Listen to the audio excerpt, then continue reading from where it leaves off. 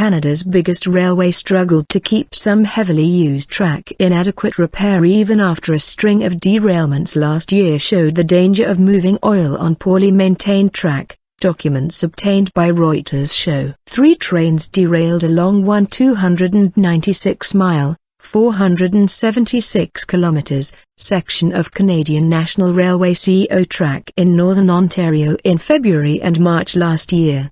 The third train spilled crude oil in and around a river near the town of Gogama, igniting a fire that burned for days. More than 100 pages of correspondence and inspection reports obtained by Reuters under Canada's Freedom of Information law show that a March inspection by Transport Canada, the ministry responsible for rail safety, found a number of problems with the track. But the documents also show that during a July inspection, months after normal operations resumed, inspectors found new track problems, including rail that had been secured with too few bolts, and defective ties. CN brought its trains back up to normal speeds in late May. CN Rail told Reuters the July inspection ultimately uncovered 57 defects, including 10 that required temporary speed reductions. 7 of those 10 were on the main line. CN said the defects found in July were repaired by September 3. Transport Canada lifted its March safety notice on December 15, 2015,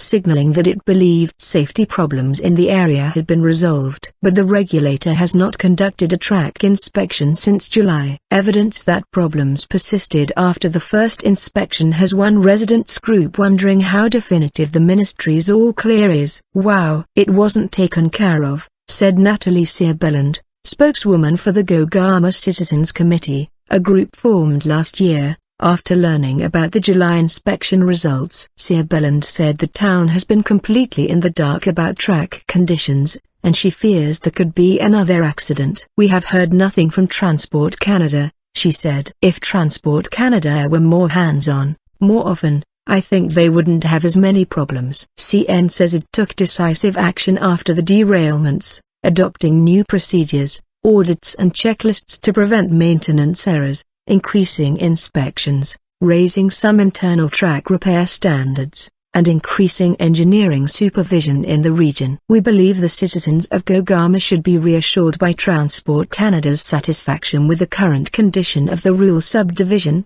the railway said in a statement. The railway's overall accident rate improved in 2015, coming in below the industry average, CN said. CN is investing heavily in people, process, capital and technology to minimize risk and continually reduce accidents and injuries, said Sam Bereda, Vice President for Safety and Sustainability, in an emailed statement. Rails and human factors. Transport Canada, made aware of the Gogama resident group's concerns, said, "Canada maintains one of the safest rail transportation systems in the world as a result of shared efforts between numerous partners including governments, railway companies and communities." Investigations into last year's cluster of derailments are still ongoing, but CN said it believed they were likely caused by a combination of track conditions, inadequate process controls and human factors. The documents show Transport Canada sent CN a safety notice on March 12, 2015,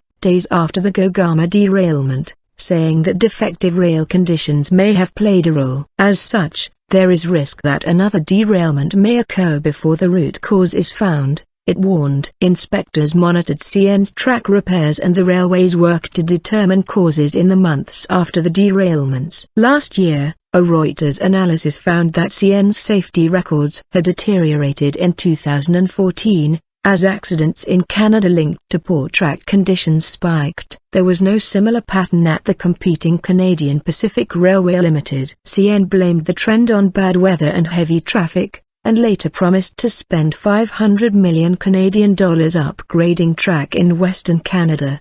The railway has not suffered a severe derailment since the Gogama accident, but the inspection reports describe defects that could have increased the risk of accidents along a line that carries oil trains from Western Canada to refineries on the East Coast. Ian Sh, a former director of rail and pipeline investigations at the Transportation Safety Board, reviewed the inspection reports, and said they showed CN did not meet minimum track safety standards designed to prevent derailments. There are lots of places where they weren't in compliance, he said. On the 7 defects serious enough to require speed restrictions on the main line, Nch said, "It seems to me there shouldn't be any, if they are doing regular inspections." Of the 10 defects that required speed restrictions, CN said 8 involved track geometry, and 2 involved ties. Francis Gelinas, the member of provincial parliament who represents the area, said Gogama, which depends on tourism revenue,